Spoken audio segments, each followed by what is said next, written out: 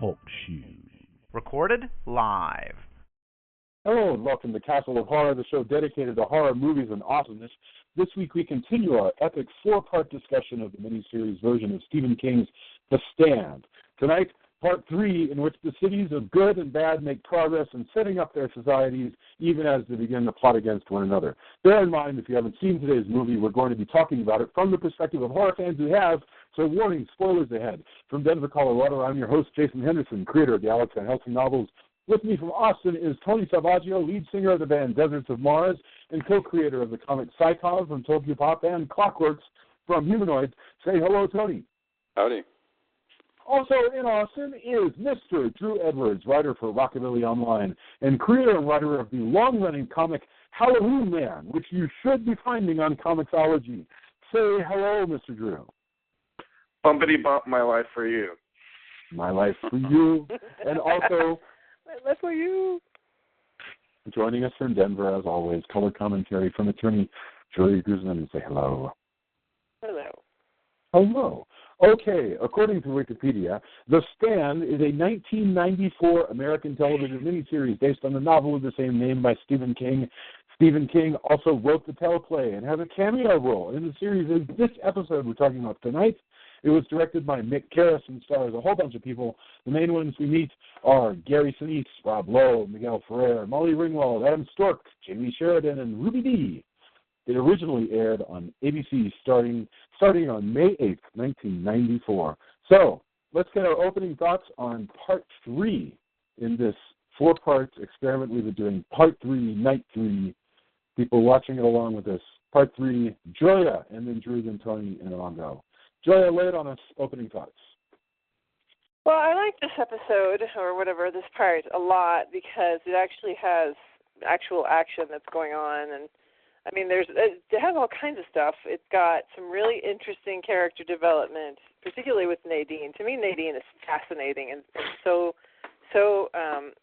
sad, so tragic, you know, because she's promised to Randall. She does Randall's bidding.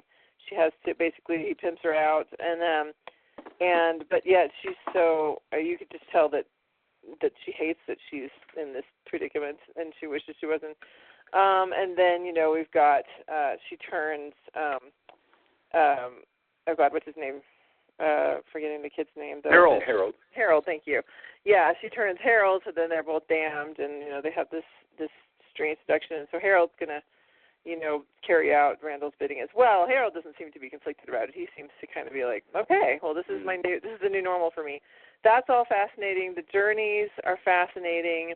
The you know, the creation of the government is fascinating. I think it's just all really neat stuff. It goes along really quickly, but yet a lot happens. And I liked it a lot.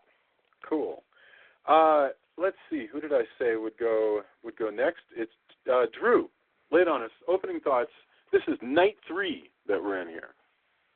Well, if this was a proper movie trilogy, this would probably be what they often refer to as the Empire Strikes Back episode, because this is where everything really simultaneously comes together but then gets torn apart. And that's something that, for whatever reason, is endlessly fascinating, no matter how many times we see it. So, yeah, this is one of the more engaging episodes in this so far. I don't want to go into too many. I feel like the only real issue that I have with this is there's, at this point, so many characters that I feel like some of them are kind of getting lost in the shuffle, even with as much time as they have with this miniseries, which is considerable for the time period. But because any one character only has so much screen time in a given 2 hours, you know. And even as there's still some manages to lose some characters. Having said that, it's very enjoyable for all the reasons that Julia was just saying, and more, not to mention gratuitous My Favorite Martian, which of course I think we have not really gone into yet, but this is My Favorite Martian action in this. But yeah, I dig it. Very cool. Tony, Night 3. I liked it okay. I don't know if I liked it as much as everybody else. I mean, I guess it clips along and it's good. It tells the story, but I wasn't like, oh man, this is where it's at. Also, including like we said, there's so many characters that when things really go bad and they're naming characters like who got hit, and they start naming off people, and I was just like, I know. Spoiler: Susan Stern died. And we're like, yeah, well, they just kept naming. I'm like, oh man, now I have to go look up who everybody is because everybody gets X amount of screen time. And I remember being tragic in the book, and then just like, oh man, now I got to remember all these people. Who is there again? And I should have rewound it and just seen. And I think it's funny too. I don't know, maybe we should save it, but I think it's funny that Julia picked out the kind of doomed romance, because not only does she seem to not like doing that, the actress, this is probably the least chemistry I've seen in quite a while. When things are really like romance. It's not the romance, it's the fact that Nadine is such a tragic character herself, Oh, it's tragic. It's tragically like terribly put together. Like whenever they're together, you're just like, did she immediately go like run off stage and like mouthwash, or was she drinking? Isn't that kind of the point? It is a little. The situation is a little gross, and no, I don't believe for one second that she's into Harold. No, but it's creepier she's and terrible, more I terrible mean, than that. Out. That's what No. It doesn't come across as like that weird. Hey, it's probably the most terrible seduction I've seen since something I've seen at Weird Wednesdays, where you watch something like that's supposed to be sexy, and you're like, I don't want to know who finds this sexy, because this is really bad. I didn't think it was sexy. I thought it was gross, but I just assumed that was what the filmmakers wanted me to. It's supposed to be gross. No, it's like she's a prostitute, and this is the guy that she's been pimped out to. This wasn't gross. This was like just terrible.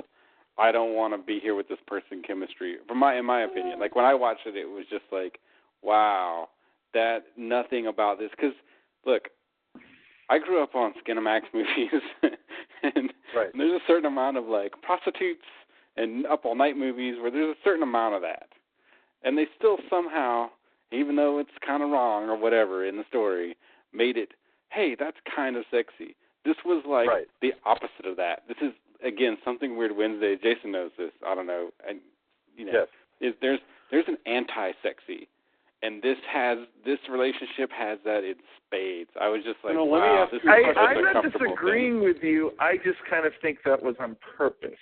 Oh no. So that's my question. Is Drew says it's on purpose. It's meant to seem oily and gross. I agree. No, but she said it's supposed to be seductive. It doesn't come across as seductive. Like, usually if you have that person would it who's really supposed to be a take seducer, that much to seduce Harold? Like Harold, I don't want to get graphic about this, but Harold seems like he's probably never touched a boob before. All right? No, I understand that. I don't think it would take that much. I'm not saying that it wouldn't take much. What I'm saying is the seductive part is supposed to be seductive, not just kind of unsettling and off-putting. She's supposed to put up with this, and we're supposed to believe this. This is the debate. But, anyway. We should let Jason get his 2 cents in. No. I wanted to try to restate what I think Tony was getting at, which is that there's a debate here between Tony and Drew and Julia, which is with Drew and Julia on one side. Which means by democracy, we win. Yay, democracy. Unless Jason comes down on Tony's side, in which case then we're tied. I don't know the answer. I really should still explain. I just think it's funny. The reason I brought it up is I thought it was funny that Julia was like, oh yeah, and there was this, and I just remember watching it going, wow, that is so. Yeah, I have no idea, because you're right. If this were played out in Skinamax, this particular seduction, like, I can't have intercourse, but I can do all kinds of other sexy things. Hey, and that, any episode of like Silk Stockings, any thing where you've seen a demon like seducing someone, like in who knows and how all many. of those can be quite sexy. And so your question is, does this fail because it failed on purpose, or fail just because there's just nothing going on between these two? I was just like puzzled and like kind of laughing because it just looks so. Okay. Plus his terrible leather jacket, which is so not tough. Oh God, those stupid. No, he's not. The terrible leather jacket is definitely terrible on purpose. Like we can all agree on that. But it's so funny to like, dude, you're not selling this at all. Yeah. Well, I love his Western wear, which is it's almost like he's trying to affect a cowboy tough guy, but again, not being able to pull it off. No, and that's his character. I mean, I'll go with that. Like all of those, like this is what I think is tough, and this is what I aspire to in this new world where I reinvent myself. Are those things? I just thought the relationship part. What frustrates me about Harold is that, and this is the only, because I'll just skip, this is my only opening thought. We should go straight into maybe talking about Harold, because the beginning of this story, of tonight's story, is basically the beginning of normalcy in the town, and so Harold plays an important part of it. So they're going to set up a little government, but before we talk about that, so Harold is this guy who's been tagging along with Franny since the beginning, and I've always been fascinated by his character. He's completely different in the novel than he is here, in a way. I mean, in the novel, he's described as being 6'1" and 240 pounds, which is to say tall and fat. And he's, which no, 240 pounds of 6'1" wouldn't be fat. He'd just be regular. He's described as being round-faced, and pimply because he eats nothing but sugar and fat. In other words, he's a big, doughy guy of the kind that I have been, and that I know many people who are. Well, actually, he'd be built like a, what's his face? Tom? You thinking about Vincent D'Onofrio? You're thinking of the guy who's the retarded one in the movie, right? Yeah, he'd be built similar to that guy. Cullen. Let's be fair. Vincent D'Onofrio looks like a tank these days. But but Tom Cullen is probably that description. No, Tom Cullen. That's fair. But Stephen King, so that weight is not in muscle in the book. Stephen King describes him as being pudgy looking. However, what happens is he gets to the town and he starts volunteering because they don't let him on this stupid committee. And so he starts volunteering and making himself useful and like moving the bodies. He's the one who comes up with the idea of calling him Cordwood. And everybody starts to respect him and he starts to earn a nickname, Hawk. He gets skinny. He learns how to smile and pretend to want to do small talk with people.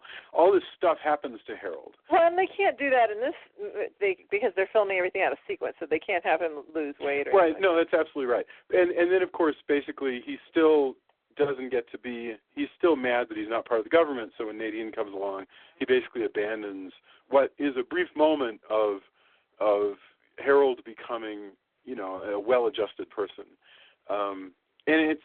And all that's lost here. I mean, here Harold starts out pissed off and he becomes a traitor. There's literally there's really no change for him at all. Well, I mean, he does. They do kind of toy at the idea of him pretending to be a cool guy, like when Franny, comes out with Lieutenant Dan and says they're together. They shake hands, and he tries to be cool about it. And then at the town hall meeting, he's the one that says that they just accept the council as that's right. As is. They toy with it a little bit. It's just it's a time constraint thing. Like they don't have nowadays they would just do it. I don't know though. I never get the impression that he's sincere in any of that. He always seems to be up to the people that know him, the people that seem to know him better know that he's not being sincere. But honestly, I love the bits with him at the town hall meeting, though, like in the glances between him and Nadine, because it's very much reminded me of going to pep rallies at high school and being sort of the outcast kid and looking at the other outcast kids and having those thoughts of like, do I really have to be here and like cheer on the football team? They're all retards, Absolutely. Yeah, you're people. No, that's exactly right. But at the same time, there are all kinds of characters. If you think of a show like Buffy the Vampire Slayer, any sort of long-running genre show, there are characters like Harold. If this were just the Stand ongoing series, never going to end, then Harold would basically. That's a great around. idea, by the way. Yeah, maybe. But Harold would stick around and be untrustworthy and conniving, but he would also, frankly, be a member of the team. You know what I mean? He'd be like one of those characters who, for some crazy reason, they just keep around, even though he's constantly like on the verge of betraying them. They also being the bad guys. They also do give him the shorthand of like, hey, now he's handy with machines, and they show him doing the stuff. I mean, they do a lot of shorthand from the book, but he would have been doesn't have much time. What you're describing is essentially Spike in season 4 of Buffy. Actually, it's right. True. That's true. Yeah. No, you're right. Spike. Spike eventually becomes a willing member of the Scooby Gang, more or less. But Harold doesn't go that way. These chaotic neutral characters always have room in an ongoing story. I think in this one, D&D reference. I don't know, but it's true. that's the way we have to think of him. He's like Harlequin. He's like, any one of these characters. Those characters. It's like Alexandra and Josie and the Pussycats. Why did they keep that girl around? I mean, there's no reason. She's a horrible person, but it's because that's just the way this story works. I have often wondered that. Okay, but aside from Harold, we'll get back to Harold when things go down later on with him. The pep rally. Literally. Yes.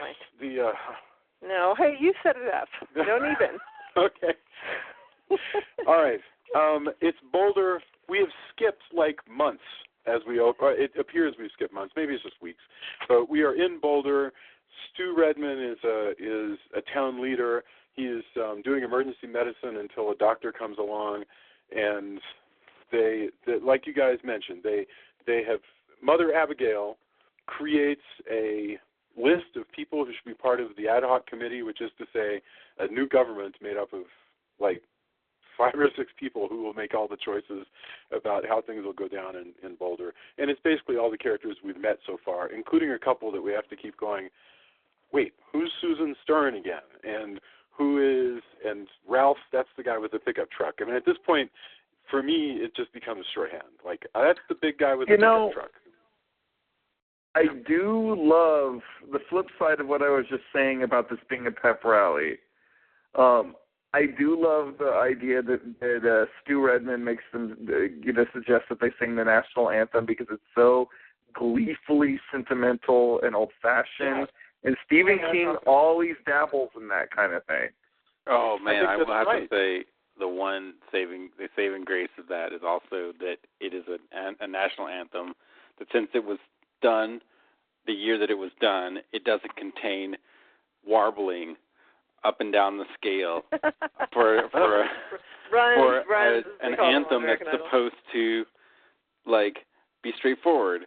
You don't have to like arpeggiate that thing. And oh man, it was like for me it's so nice to like, my wife's an awesome vocalist and we both kind of agree that like, hey, that was interesting once, but now anytime you go to a baseball game or anything, it's just like, oh, okay, you sure can put a lot of notes in there where there were supposed to not be notes. Way to go. Yes. And so that's what I love about it. No, that was awesome. That was like refreshing for a change because no one seems to do that anymore for whatever reason. Nobody in the group is like an especially great singer. It does really come across like a group sing at like a small town football game. Like anybody who's grew up in Texas, has been to one of those football games and they have, the sing along national anthem. I mean, it's and this is very much like that. And King does love small towns, so like it doesn't feel not genuine. And I love that about it. And this is years before 9/11, so like the patriotism is not done with either propaganda or with irony. It's just there. it's heartfelt. He means it. He feels like these people would really recharge at the notion of still being the last vestiges of the United States. You're right. I mean, Stephen King's being very, very sincere here. By the way, Tony, I do not know this just from having grown up with it, but there was this wonderful piece about what you're complaining about, where people add all these extra notes. The word was melisma, and this one guy basically did this beautiful takedown, like nearly 7 years ago now, where he said it's that damn American Idol that has made it such that everybody believes that they have to introduce melisma into all of their... But I'm really grateful. It was before American Idol, though. I think it was like, I forgot which singer. I want to say perhaps... Well, Whitney used to do a lot of it, but still... Mariah Carey did a lot. Harry Connick Jr. is my celebrity boyfriend, and he is all about taking down people who do that, so I've been really enjoying that on American Idol. He's like, you don't got to do the runs. Just quit that. I'm so glad that wow, your celebrity boyfriend. Mm-hmm. Yes. I feel like I've learned something new about you tonight, Julia. Got a thing for the crooners, huh? Our daughter doesn't like that I call him that. She's always like, that's not okay. All right. Setting aside the judgmental 9-year-old, we're going. Okay. So yes, they name the ad hoc committee. The ad hoc committee will be made up of. Everybody stands up. We get like 3 or 4 seconds about the characters just to refresh in our minds. Stu, Franny, Nick, the wonderful Jesus-like mute, Larry. Larry is the rock singer who has become a nice guy. Ralph, who is the guy who drives a truck and has a dog. Glenn, who's my favorite Martian, and Susan Stern. I don't know what the deal is with Susan Stern. I just have no idea. I'm sorry, Ray Walston is Glenn. I lost his name for a second there. No, I love the fact that our shorthand for him, that we've all watched enough reruns that our shorthand for this guy is my favorite Martian. And I don't know if that works anymore. In '94 it would have worked, but today, if you were talking to some kid, some 25-year-old, and said, hey, what if I say Ray Walston to you? What do you think? Does it mean anything to? I seriously, that show was in black and white. Yeah. I'd be very surprised if they knew who he was at all. But I love his character in this because he's the cynical old man, and I love cynical old men and things. Oh yeah, no, he's wonderful, and he's also the only person, because of his age and his goodness, essentially, he's the only one who's willing to say anything even remotely negative about Mother Abigail. And he doesn't even say anything bad about her. He's just saying we rely on her too much, and we're not making our own decisions because as long as she's around, we just sort of do whatever she says. He's not even saying she's going to make us do bad things, or she's she's all full of pride. He just feels like there's something wrong with it, Well, he's also the one that says it's not a good idea to put the power back on, and he's the first one to say, like, hey, there's bombs and tanks and planes that are out there for the taking, and pretty soon everybody's going to be gunning for it. And, maybe going back to the way things were is not such a groovy idea. Yeah, I thought that stuff is really awesome, like, where he's like, is this really, like, we're going to start doing this again? Can't we be better? Like, we have this terrible thing, can't we be better than this? I think that's an interesting, again. Right, and can't you get by... Oh, I'm sorry, Tony, I didn't mean to interrupt you. No, there's X amount of, time devoted to all of this, but I just thought... But, he gets a couple of lines in there about that. The whole idea of, he doesn't say it this way, but, look, couldn't we just put up with beer that has to be chilled in the river? Couldn't we just put up with having to make our coffee over a fire? Do we have to have the electric lights? Do we have to have all that stuff? But nobody's going to listen to that. They want that thing started, and it is exciting watching them figure it out. Well, also, he could also be seen, if you're in there, you're like, yeah, dude, I kind of look old, man. I kind of want my stuff back. Like, we became accustomed to this. Like, if we can bring that back, I think we will. Like, what's it like in the old days, Grandpa, kind of thing. Most people are going to think that way, even if he does have, a pretty good idea of, hey, before we do all this, let's think about it a little bit, Yeah. No, I think that you nailed it. Okay, So the first big plan that they come up with is, now that they've got a government, that government immediately needs, and this is how the judge puts it. The judge is another character.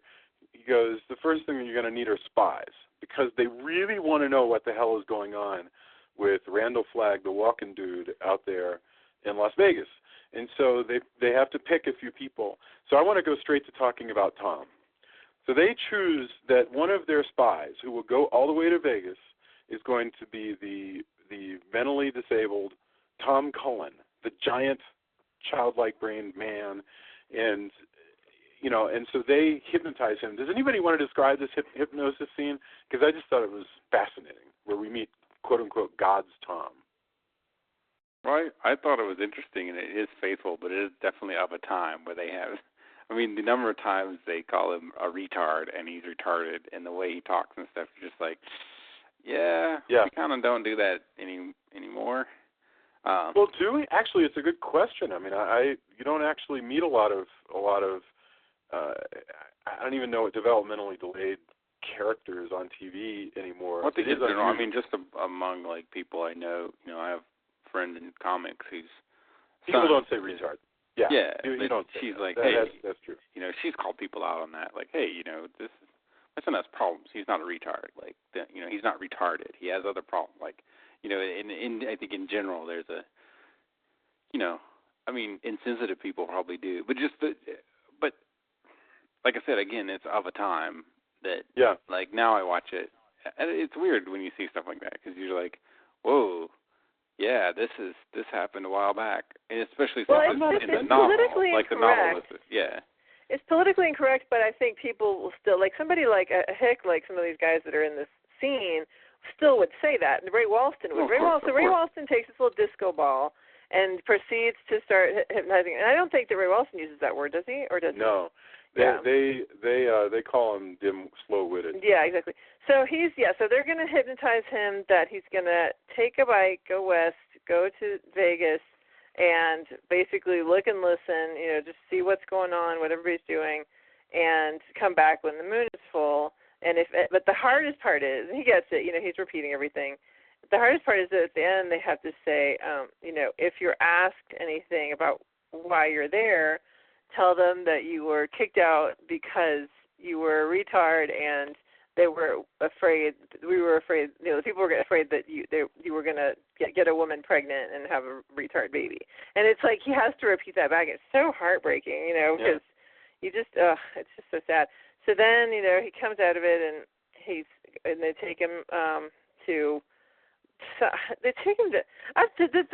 we live in Colorado, and so there's so many things in this film where we're just like, what? Because they go up to Estes Park, which is where the Stanley Hotel is, incidentally, supposedly to take it so that he can ride his bike to Vegas. And I guess the only reason for that, Jason was theorizing, is that they're trying to make sure that everybody comes from different directions so it doesn't look like they're coming from Boulder. So that's why they take him there, because it's further away. Well, yeah, Ossie Davis is going to go up, Ossie Davis says he's going to go straight up. He's going to drive. Yeah. Ossie Davis is going to go straight up to Wyoming and then over and then back down through Nevada in order to get to Las Vegas, which is totally possible. But if Tom Cullen's supposed to be coming from Boulder anyway, because he's supposed to have gotten kicked out, shouldn't have just come from Boulder instead of taking him up there? Whatever. Well, anyway, there is an answer. You can take and I don't want to. I'll say this really quickly because I don't want to bore people. But the place where they drop him off, the only way he's going to get to Vegas is there are roads. But it's going to be an arduous journey. I know, on a bike, and they don't even bother with that. He just shows up. He's just there all of a sudden. Yeah. So that they don't bother with. Okay, so then Tom Cullen is in, and then this other chick named Dana, I think is her name. They're all the spies. They don't know about each other. So if they see each other, then they're just hush lips. But so they end up there. I guess we don't see Ossie Davis there yet, but we see the two of them in now Randall Flagg's territory and just kind of trying to blend in. Meanwhile, that stuff's going down in Boulder, and they Mother Abigail shows back up. She's disappeared for a while to go walk in the woods because she's become too prideful and she needs to reconnect with God. So then she comes back and says God has decided that these folks are supposed to wait, go. no, Right, don't go there yet, because okay. remember, something important has to Yeah, happen. okay, you tell about the only piece you're missing. No, I know what the important piece is. Well, because I don't want to. That's the. But I was just tying it in. I was tying it into the fact that these guys are going to walk to Vegas now too, and I'm just like, why does everybody have to?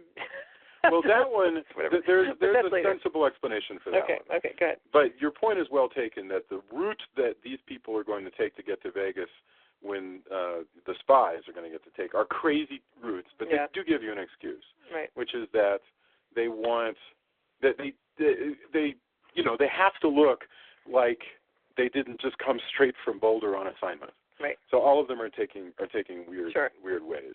Tom is not even taking the most direct route through the mountains. He's going to, if he's taking Estes Park and headed west, he's going to, Jesus, I don't understand how he survives that. Yeah, trip. I know exactly. Yeah. But anyway, meanwhile, the other thing that's going on, you remember they created the new government, and so Hawk, Harold, has become jealous and angry, and now he's got Nadine, who has, as Tony mentioned, seduced. Flagg or Nadine goes to rock and roll vest guy, and tries to seduce him because he's met a single mother on his travels to Boulder, and they fall in love and they've taken up with each other. But Nadine shows up and tries to get him to have sex with her. So Randall Flagg won't want He needs a want virgin. her. He needs a virgin. Won't want her anymore. And and that's why she's so tragic. Yeah, then he's like, no, I'm in love with her. She's essentially my wife. Nadine goes off, and then Randall Flagg shows up, all evil, grinny, and everything, and tells Nadine that she needs to seduce Harold. Yeah. But not have sex with him. But not have sex with him. Right, but she needs to. She can do everything else. Mm-hmm. Right, and go to Harold, and that's because Harold's going to serve a purpose. She needs. Flagg is getting spies by winning people over like this, and you have to wonder: are there other evil people in the town? I mean, there's a billion characters we're already meeting, but you got to think there's probably a bunch more people who've wound up in Boulder but are not such great people, and probably would be better off in Vegas. And I haven't even read the full-sized version of the book that Tony's read, where all this extra crap happens. So, yes, Nadine makes her sweaty assignations with Harold. And so immediately what happens is Harold starts... Okay, so Harold decides... Can somebody please remind me why? Harold decides, you know what we need to do? We're going to build a bomb and he gets that vision from Randall. That's straight up from Randall Flagg. So he has it was a vision of it. Okay, I literally have zoned out on that. I don't remember the vision that said get a bomb. Yeah, he dreams it. Okay. Yeah. All right. So he builds a bomb. Oh, that's right. Randall tells him, hey, over there is a whole bunch of leftover blasting dynamite from before the plague. Right. So he gets it, and he spends the next, couple of weeks, lounging around in his own sweaty way with Nadine and building this bomb, which, they then place in the house where the committee, has its meeting. And it's funny how quickly this wraps up. You got to admit, this episode... So Mother Abigail wanders back in from the woods, having done her walkabout, and immediately psychically tells them, while they're in their meeting, that they need to get out because the place is going to blow up. Yeah, because they've planted this bomb has been planted in that house. And for whatever reason that I will never understand, Rob Lowe, decides to go to the bomb rather than getting out of the house like everybody else. So he gets killed. Can somebody explain this one to me? Have we just misunderstood? Why does Nick go to the bomb? I think it's one of those like, hey, maybe I can stop it, or one of those things. And plus, he discovers the walkie-talkie, which I guess is ironic considering that he's deaf. He can't. Now that I think about it. Yeah. I've forgotten about that. Isn't that funny? Useless. But that's the kind of irony that King likes to play with too. Is Harold is making this dramatic statement to a person who couldn't hear him in the first place. Yeah. Yeah. It is. I think it's more of the like, maybe I can stop this thing. Yeah. I accept that. I totally keeping believe with that. his character. Yeah, he would always be trying. And he serves a purpose because Stephen King, two things. In the writing of the book, Stephen King says that he at this point was completely lost. He had been writing now, the book was like, I think at this point, over 700 pages long, and he literally had no idea what the hell he was doing anymore. You know, he goes, I've set up this government, now we're getting electric lights on, I don't know what the hell is this about anymore? I don't remember, and he was literally about to abandon it. And he went walking around, you know, in the same manner that eventually got him hit by a van. And he realized, you know what, I can actually whip this story into a third act by planting a bomb in the house and, you know, and killing at least one of these people. And so that was it. King was literally just sort of out of ideas and had to switch his story up so he could keep going. And he was out of ideas until he got the idea. You know, there you go. But in the story, of course, we've just killed Nick, but this is a psychic and fantasy story, so you need Nick to be dead so that he can play the part that he'll play in the fourth chapter, which we won't spoil, other than for me to say that, which maybe was too much, so I apologize.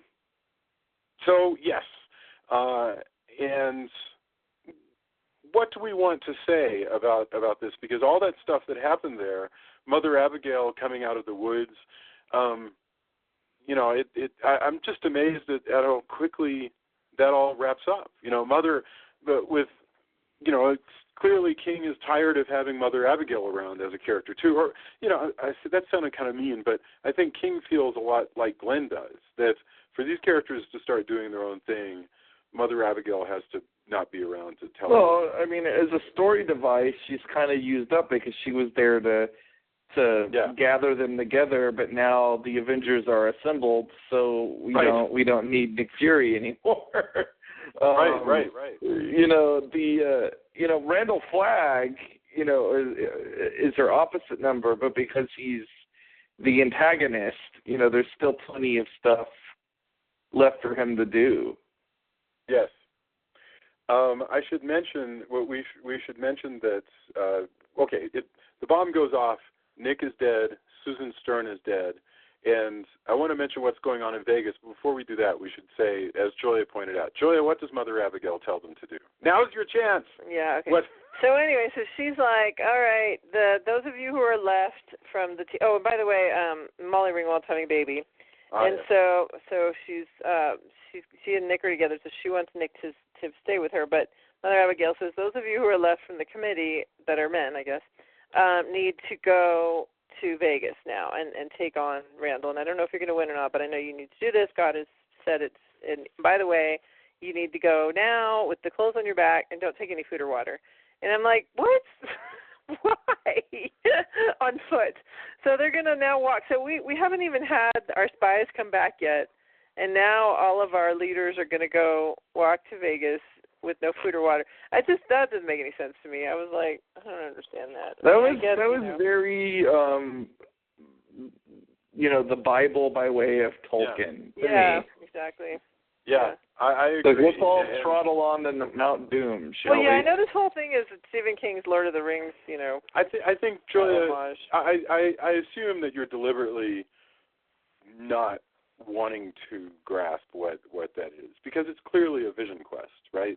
She even uses this poetic language. She says, you know, I can't remember exactly, but she says something like, tarry not, but go this very evening with the clothes you wear on your back and take no, you know, it sounds like something. I know, I just don't. It sounds like something that the Prince of the Elves would say. Exactly, you know, and yeah, I mean, it's a spiritual journey. In other words, they have to make a leap of faith that no normal rational person would do. In other words, it's because it's so absurd that. Or, you know, they could just eat the dog. Right. They don't even. They didn't bring a dog. That's food in my opinion. I'm going to take my friends and my clothes and this dog. Right. You guys remember that from? Yeah. Okay. She said that, yeah, she said the clothes they're wearing on your back, and they all grabbed their like heavy winter jackets, which is good because it's going to be cold out there. But because they're going to have to walk through the freaking mountains. I just can't believe that Stephen King seems to be forgetting that what he's suggesting is these human beings are going to walk across the Continental Divide, the highest point in North America, in order to get to Las Vegas, Nevada. It's an absurd thing to ask somebody to do, especially on foot. That was one of my favorite movies back in the day, and I think it's actually the Continental Divide. Yeah, I think it's Blair Brown. Yeah, Blair Brown and John Belushi. And Jason, if it was good enough for Oregon Trail, it's good enough for them. Yes, it's true. People have done it. Yeah, for sure. Yes. They're going to eat one of those guys by the time they're there. Yeah. That was a dog. Yes. Well, Drew's right. Go ahead. Maybe that's why they took the dog. I don't think so. Yum. Love a dub. Thanks for the grub. Speaking of Randall Flagg, I have to say how much, as somebody who lived in Las Vegas, what a kick I get out of the fact is that out of all the places that he could put his headquarters, and I'm sure they filmed there because it was cheaper than filming on the Strip, they choose Fremont Street, which is the older, and I love Fremont Street. This is the very things that I'm going to point out are things I find endearing about Fremont Street. But it's the older, tackier part of Vegas. It's the place where the topless girls of Glitter Gulch, the famous topless bar, is. It's got all these. Like, if you went to go see the stereotypical Las Vegas, honestly, that's where you'd go. Is Fremont Street. But if you're thinking of gangsters and stuff like that, and all that look of all the flashing lights and all that, you're right, Drew. I mean, this is old Vegas, because New Vegas doesn't look like this. It looks like New Vegas looks like Disney World. Yeah. But these crazy lights with the yellow and all the flash, all that stuff. You're exactly right. Where else would the devil be? Like, I mean, if you're, like, the real devil, he's gonna know where the good sleazy places are. Yes. Well, I think that goes back to him being the baby boomer devil. He's going to want to be in the more rat packy part of town. He's not gonna want to set up at He's not going to be in New York. No, he's not going to New York. He doesn't care about the buffets. He doesn't want a nice place to drop off the kids so they can play video games. He wants strippers and gambling, and he wants the old tacky Vegas. And we don't even. The funny thing is, we don't get to see his little condo, in this movie. His big setup, his suite, as it were. We do see minions of Randall Flagg who are out at the airplane hangar working on missiles and stuff, because Tom manages to find his way into that. Well, we see a little bit when Trash, what is his name? Oh, that's right. Trash Can Man. Yeah, he does show up at somewhere near Flagg's headquarters, and so I like the guy. I forgot his name, with the crazy, he's one of the few who looks like I am who I am now that the apocalypse is over. He's got a leather, weird vest thing and a... Oh, the Rat Man? Yeah. Oh, that guy is truly accepted. He's accepted the apocalypse, and he's like, these are the clothes I can get away with now because I'm with my buddy Randall Flagg. This is all me. I don't have to put on airs. A lot of the other Flagg minions do kind of adopt the sort of sharkskin suit, Las Vegas gangster look, though. Even though Flagg himself seems to only have one pair of clothes. Yeah, Canadian suit. Yeah, Canadian tuxedo. The New Jersey tuxedo. he does. He's got those great and those sort of like David Crosby style high waisted blue jeans, you know, and blue jean shirt, man. You can't lose with that. That's I love the Jamie devil. Sheridan's That look is here. that doesn't really, other than maybe the devil's messing with people. That doesn't seem like the attire of the devil. But again, you know, I guess. Well, he's a very me. specific devil, though. You know, he's not, you know, your big red devil. He's not, you know, like a 21st century kind of devil, or even a classical devil. He's the baby boomer devil. That's true. He is. This devil loves some denim. That's for sure. I think what's funny about Flagg, now that we're 3 episodes into this, though, is that if they were to do this now, we would demand so much more dimension of him. Whereas this was made now, it's back in the 90s, it was okay for him simply to be evil incarnate with no real, you know, like, especially, you know, you watch anything now, like they really put a lot into kind of putting you into why the villain does what they do. Flagg is just evil, and, you know, King is okay with that. You're okay with that when you're watching this.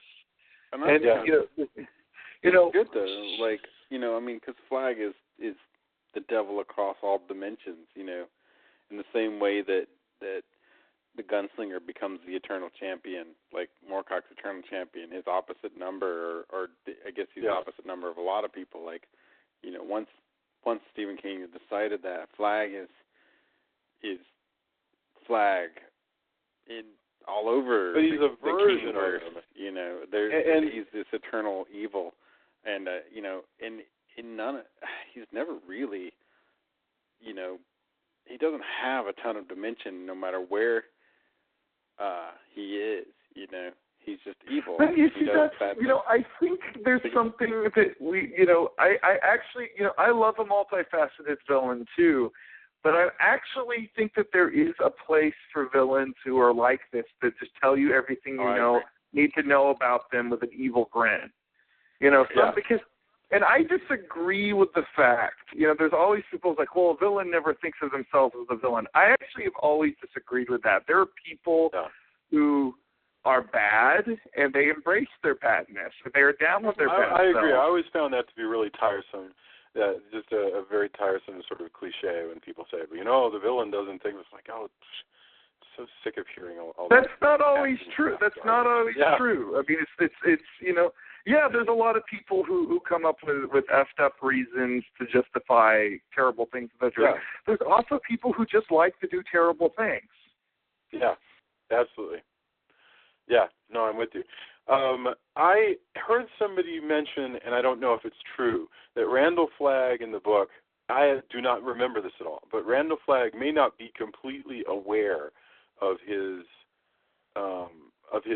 other natures, of his being, you know, also the wizard from the gunslinger and so forth. That he's a little confused about, and I don't know if that's actually in the book or if that's just tradition in the sort of wiki world of Stephen King. I don't know. But so he has a plan for Trash Can Man and sends him out. And you're right, we also meet a couple of his other goons, because there's Lloyd, who's looking slick in his suit, and the Rat Man, whose purpose I do not know yet. But you're right, he's he's got his own style, man. He's living the dream, the post-apocalyptic dream. He does. Well, the funny thing is, Vegas actually looks like kind of a great place to be, because when you think about it, Tom is working his job at the airstrip. Those people don't treat him any worse than he would have gotten treated in that stupid little town that he lived in back in Kansas or wherever he was. You know, I mean, it looks like the day-to-day world of just random laborers working in Randall Flagg's Vegas is all told not that bad. Honestly, another thing I could say from living there is Las Vegas is on a nuclear power grid. If as long as the power plant was on, you would be in pretty good shape. If the power plant went down, you'd be screwed because you're in the desert. When Trash Can Man shows up, all the lights are on. Yeah, Yeah.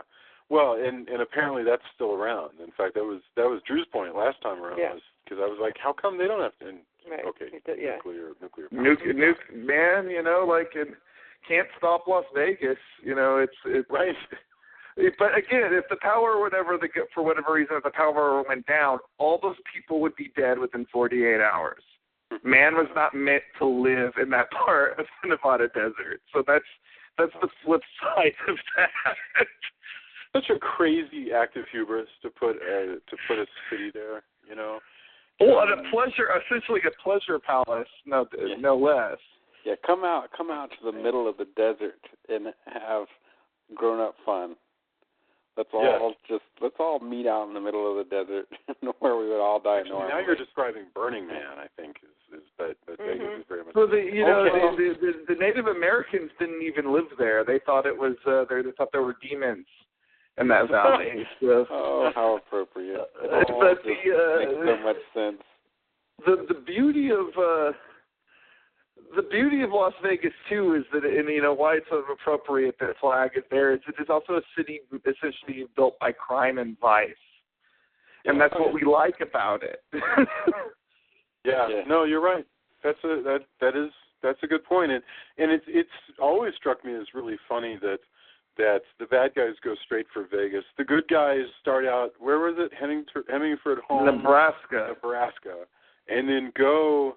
And so the good people start out, oriented around Nebraska, and then head for Boulder, Colorado. I just find that fascinating, And by the way, when you look at the town, the town of Boulder, Boulder Free Zone, while everybody's sort of getting their world set up. What a bunch of nice-looking people these people are. I mean, they're all wearing these sort of nice JCPenney's kind of jeans. Except for the random bikers, like the random Dawn of the Dead bikers that are there. Yeah. Random bikers, yeah, exactly. And I have to say that Boulder in this book, much like the Boulder in reality, appears to be like 99.8% white. And that's, I guess, it is, and that's true of Boulder as well. But it's really strange. I mean, you would have thought that there would have been a more diverse population, but right. They have the judge. I guess Stephen King thought that was enough. That's right. That's right. Remember Richard Pryor came back from watching Logan's Run, and he went up to an audience and he goes, "I just come back from watching Logan's Run, and I got news for you guys. White folks don't plan on having us around in the future." But yeah, oh man, it's so good. But yeah, Ossie Davis. Well, maybe there's maybe in this world, as bad as it sounds, maybe there's an awesome other other land where it's like Shaft and all these cool characters. So you're saying segregation is approved? Is approved at this point? Well, I guess it's just God himself. Maybe, except for Mother Abigail and the judge. Yeah, screw going to Boulder or Las Vegas. If this shit is going down, I'm staying in Texas. I'm not going anywhere else. We will keep our shit locked down tight. I think that would you happen. guys I agree, man. Let's go to Galveston. What are you talking about? We're staying in Colorado. Oh, We're not going to Galveston. Yeah, there you go. You're right there. Yeah, but it'd be easy for me. I could even walk it, maybe. There's an awesome. Oh man, I can't remember. Was it Key and Peele? There was a really great skit I saw not too long ago where it was like all the black people after a zombie apocalypse. And it was on, I think it was a Key and Peele. I can't remember. No, you're right. Awesome. It is Key and Peele because it's got Kevin Sorbo in it for 5 seconds. It's so good. It's so awesome because they're just having a barbecue and I feel like though this is a dangerous territory for me to have even brought up, sure. And maybe we should just. No, I understand. I don't mean anything by that, but it is again because it's the 90s and it's of a time. It does seem, and it's Stephen King. It is fairly one-sided and segregated in a weird. We can just say white bread. Yeah, definitely. Yeah, I don't think there's any thought given to it at all. I think that's the main point. Yeah, and yeah. And if you were looking for a more diverse TV world, I think this would be one of your main complaints is that look, Hollywood isn't even aware that it's doing it. No, I totally agree. I mean, and that's why. I mean, yeah, I think this would be a lot different if it was done now. Absolutely, is the real thing. But I mean, again, like, yeah, that is the weird thing when you get into like certain authors. Like, it is a Stephen King thing, and he has the TV trope of like the wise, magical, like, we have Mother, we have Mother Abigail, and we have Scatman Crothers' character in The Shining, and stuff like that. But in general, you don't see a lot of like, hey, all the families came here kind of thing. Yeah.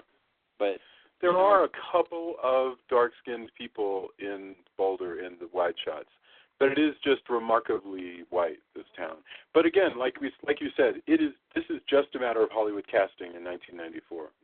I guarantee you that's what it is. If you did it today, you'd have a more random sampling of the whole population. And hopefully it keeps going that way. Like we can hope that perhaps we continue to, if a new Shining happens, it's not just like, all right, biker gangs and middle American, like, suburban families, let's all go to Denver. Yes. Yeah. Boulder County, by the way, is, I was wrong. Boulder County is actually only 91% white. So that's totally diverse. It is. That's a weird statistic. Isn't it? I know. It's just really strange. I can't explain that at all. Somebody will have to write in and explain, why is Boulder so white. So, okay. Let's get our final thoughts and then our endorsements. So, final thoughts, we went Tony. It was Tony, Julia, Drew, and then if I have anything left to say. It was actually Julia, me, then Tony. Are we doing reverse? Oh, no, that's what you say sounds even wiser. So, Julia. I am the Mother Abigail of our group. Nice. Yes. So who's the Randall Flagg? Tony can pull off a mullet, I think. He admitted to having one at one point. I won't go back to that. Come on, man! You get to be evil incarnate. I don't think I have anything. He's the sweetest person. Wait. Who here does not have a mullet? I mean, I didn't have a mullet. Right, you never had it. That's true. You never had a mullet. But Drew, you had one, right? I never had a mullet, but I did have a rat tail. So, Tony, I never knew you with a mullet, but I believe you that you had one. I totally had a mullet. I had a full, like, the dark-haired guy in Wham? I had a mullet like that guy. I had a mullet like Longshot from Marvel Comics. It was like that. So you had a new wave mullet. Excellent. Yeah, it was a righteous blonde mullet, man. Well, Jason was pretty new wave. Yeah. Chef King was his store of choice. And he'll own up to that. Like, no, absolutely. I had all these great double-breasted Chef King bolero jackets that I wore. Why wouldn't you? Yeah, like you do.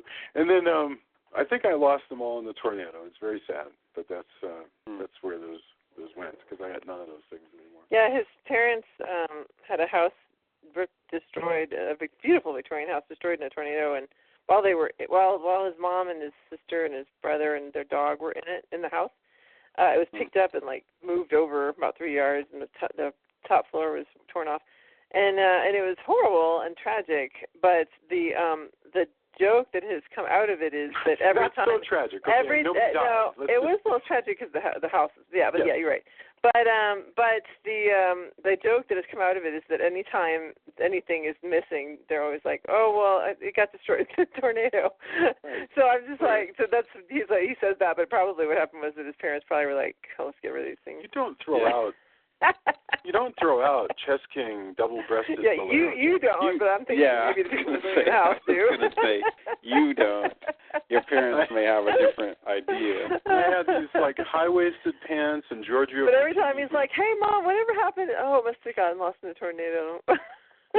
You're blowing my mind right now that maybe that's not the truth. Oh no, of course. All those magazines got blown away in the tornado, right? What magazines? Nothing. Well, yep. All right. So anyway, who did we say we started with? It was Julia. What are your closing thoughts?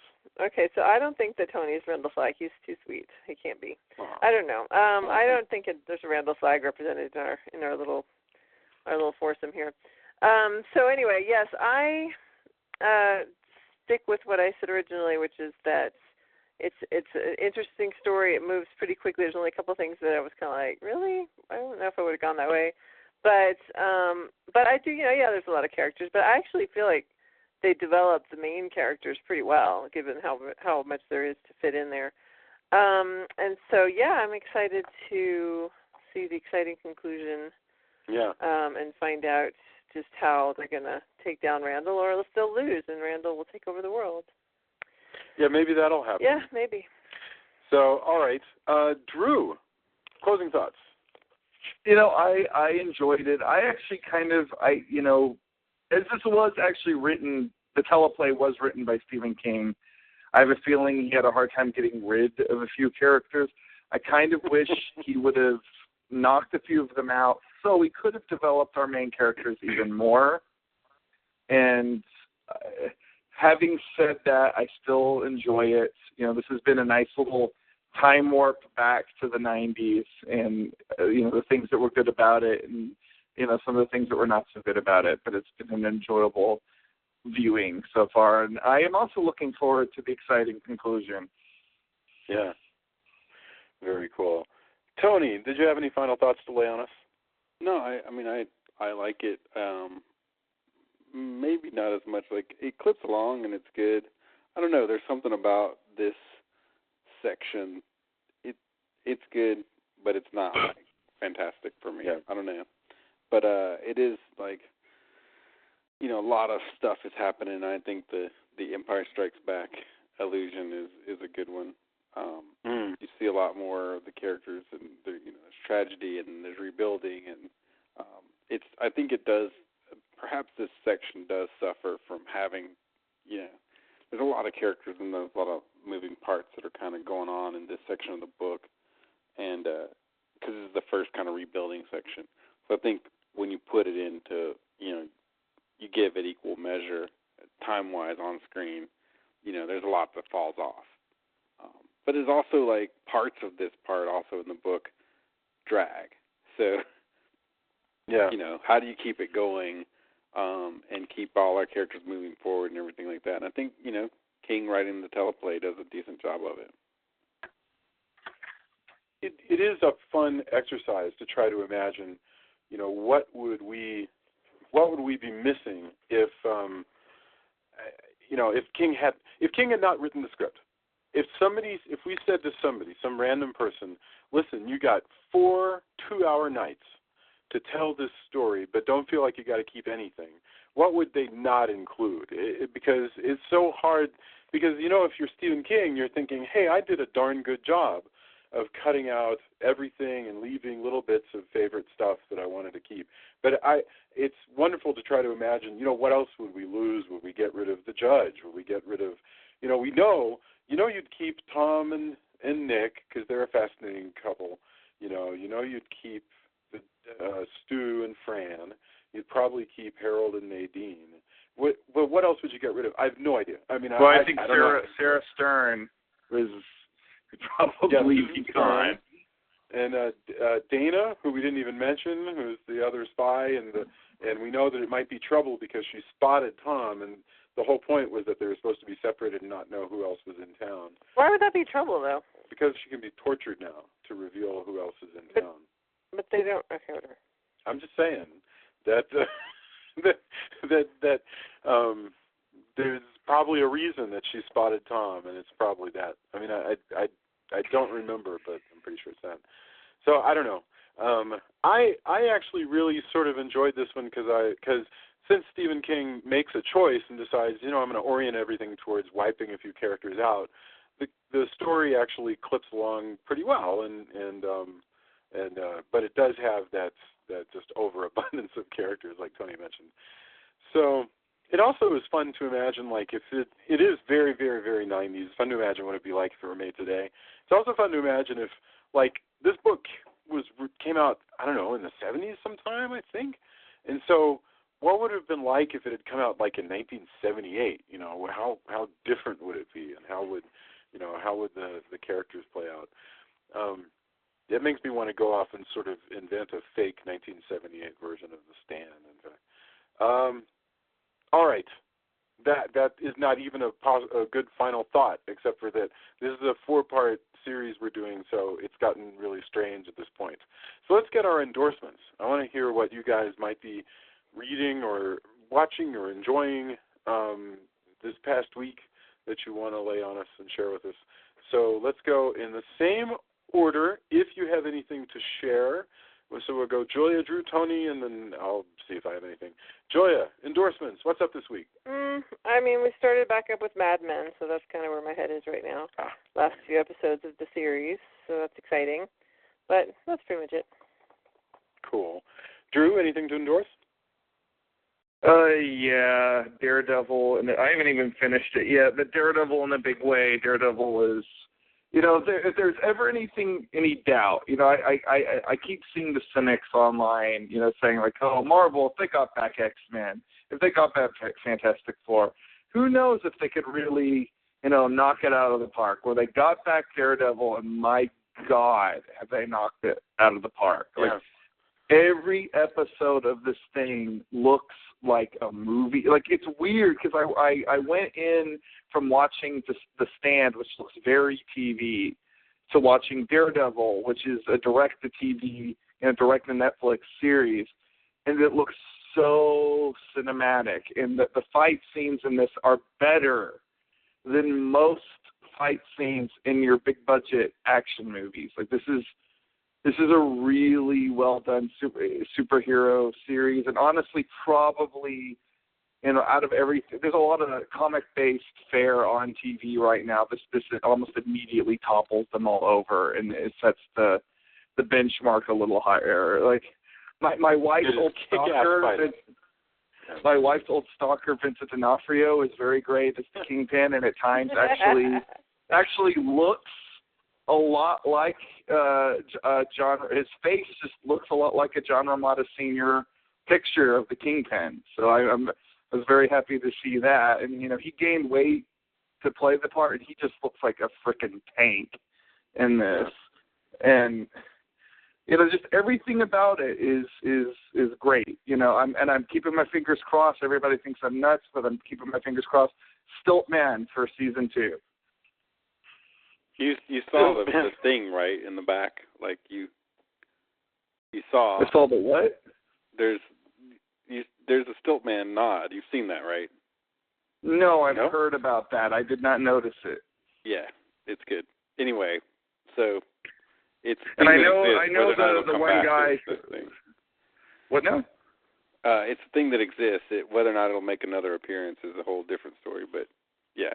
Well, I know that there's a lot of fan chatter that one of the characters that was in the episode that I just watched might be Bullseye, and that could be pretty likely. But yeah, keep looking in the background, and you'll. I mean, that's the other thing. I have to agree. I'm all about Daredevil as well, and there's a million nods. I mean, this is if you're a fan of the comic, like you may not even catch half of it, and then you rewatch it and you're like, holy crap, that was the thing I missed. And like, in fact, I had to look it up because I was just like, I know I missed some things. And So Tony, you've been watching Daredevil as well? Oh yeah, it's so good. It shouldn't be this good. And I really try not to hop on the hype machine, but holy crap. I mean, Marvel just going to keep knocking it out of the park. As long as they keep getting writers like this and allowing them to kind of tell these kind of stories. And this is also, by the way, the antithesis of the whole, like, well, we got to make it new this way because people won't get it. If you have good writers who are putting all the stuff that you love into it so that you can watch it along with people who maybe are like, well, these actors, I kind of like this idea. Like, yeah, that's the way to do it. Like, they've totally given you all the nods to all the stuff you love if you're a fan. But hell, they have even made make it new reference enough. to the Avengers. But yeah, I mean, it's just that cool, and like, it's not an origin story where you see a guy doing all kinds of stuff, and they go, remember back when you were younger? Oh yeah. It's just, this is, it starts in a place, but it's not a cloying, like, good grief, are we going to get, when we get this new Spider-Man, I just hope that we get another origin story, because that would be amazing, because nobody knows that story now. But, like, this I have to say, I got to give doesn't them... do that in a way that feels like that, I got to give them big props for not visually, like, the thing that I just ground my hands into the ground about was the way they handled his powers in the Ben Affleck film, and I just the fact that they don't show his abilities visually. It's handled mostly with sound effects, and and yet it makes him seem so much more superhuman than anything. And honestly, any other time they have tried to adapt Daredevil. Yeah. Well, how they do far not are you, choose Drew? to try to show his super sonar power. How far are you, Drew?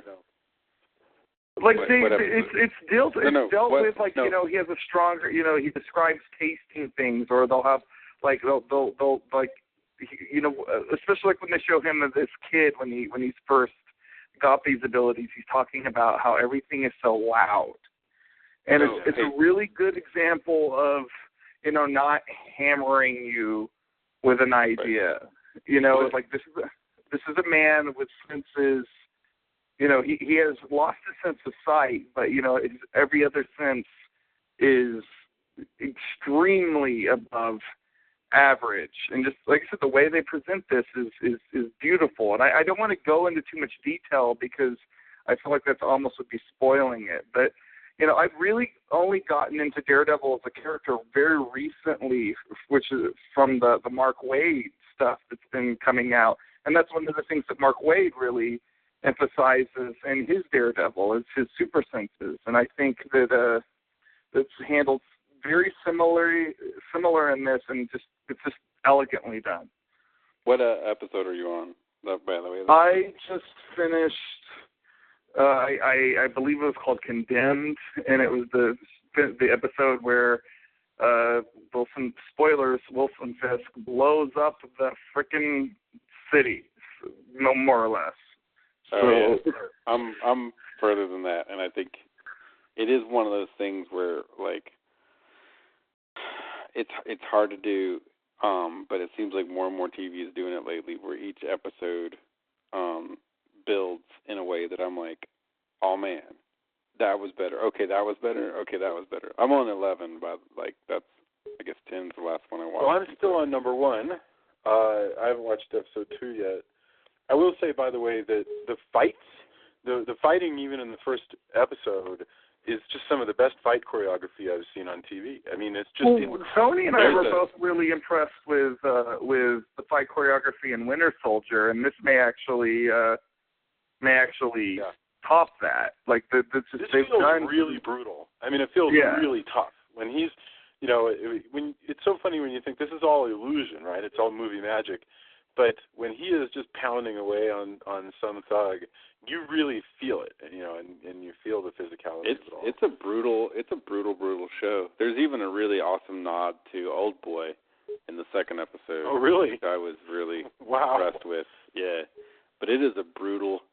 Lots of things happen that I was not expecting to be on a Netflix TV show. It doesn't pull punches. Like, literally and figuratively. It shouldn't surprise us, though, because Marvel or no Marvel, I mean, they also make Orange is the New Black. But I like this way more than Agents of S.H.I.E.L.D. I've never watched an episode of Gotham. I just had no interest in Agents of S.H.I.E.L.D.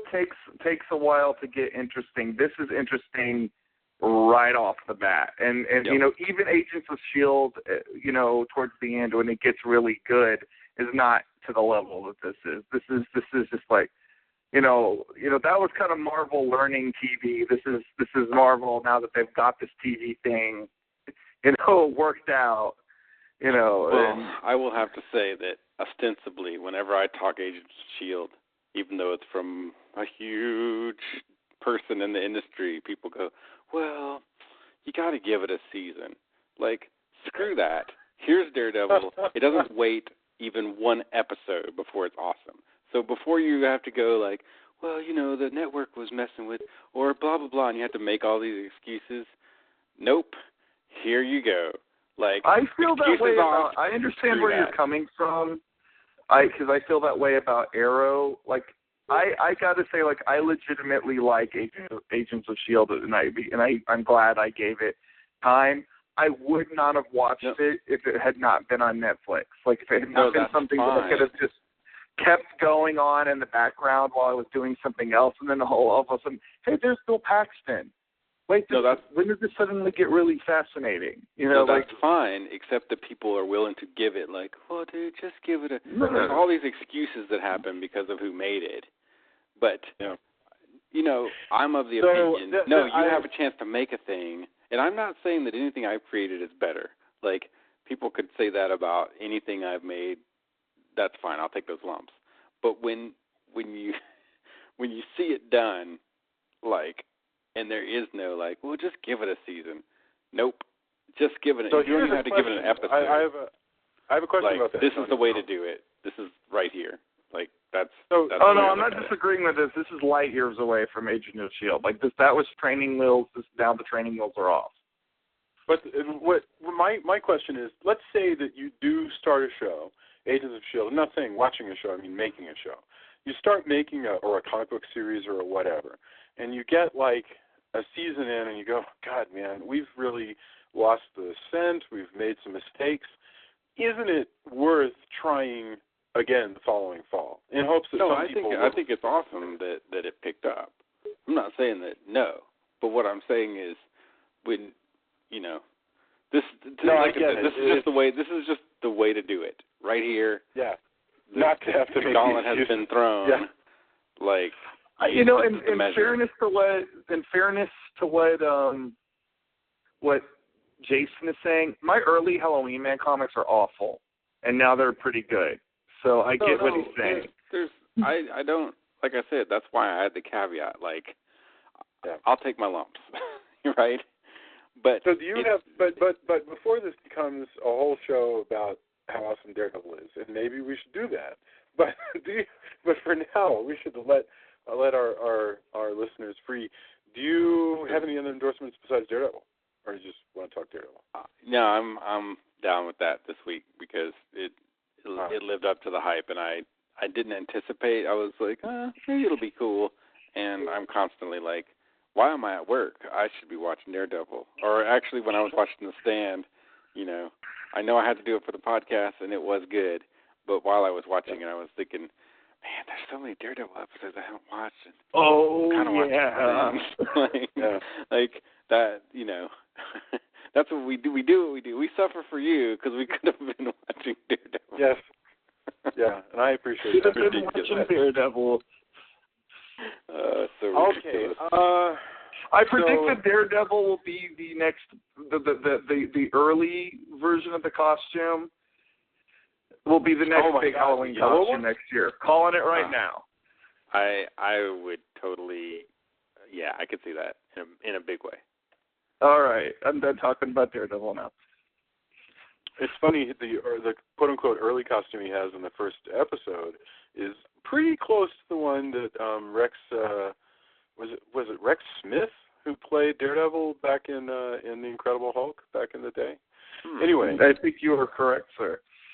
Yeah, but he was the guy who was saying Everlasting Love, I remember that, but he played Daredevil, and he wore an all-black sort of ninja outfit like this. By the way, you know, he would really help his the illusion of the outfit if he would just cut eye holes into it. You know, you can't see the eyes anyway. So, except for that, you might not know where to put them. So he would be like, why are your eye holes all jacked up like that? You know? One's up on his forehead. See that sounds like that's the comic. One of my favorite moments from Daredevil back in the 80s was this moment when Captain America comes through a window, and Daredevil is narrating to us, and he goes, you know, I hear him sneaking in. He comes over the window, one hand on the windowsill, completely silent, except for that the whole wall creaks because goddamn, he must be 250 pounds if he's an ounce. And like, wow, I mean, Frank Miller, you just can't. You know, there's no replacing Frank Miller's narration of these things. You kind of, I don't know. Well, no, maybe I shouldn't get that. I was thinking maybe he should be back writing for but no. All right, my only endorsement. I'll do this really fast so we can let everybody go. Convergence this week, actually all month. DC is starting 2-issue miniseries in its major books, and I picked up Convergence Titans and Convergence Justice League this weekend while my daughter was learning to play D&D at the local comic book store.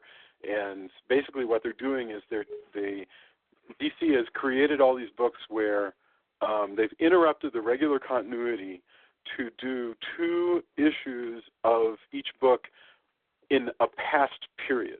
So like Justice League is Justice League during the early 90s, and in 2 weeks they're going to have 2 issues in a row of the New Teen Titans that takes place in the 80s. So it's going to be so cool, you know, and it actually makes sense plot-wise because some bad guy has trapped the heroes at different points in their own timeline under domes and blah, blah, blah. But it's so neat because you get to see these like old character designs and everything. So you got to check out some Convergence in April. That's an April and May event, so that's going on at your local comic book store. And that's it.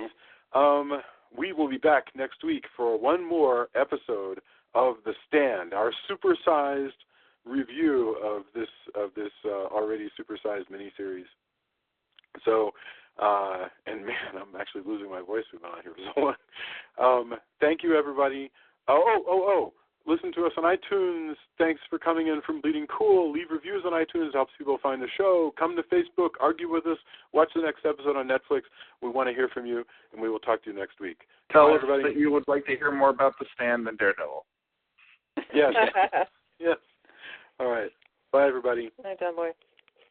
Good night. MO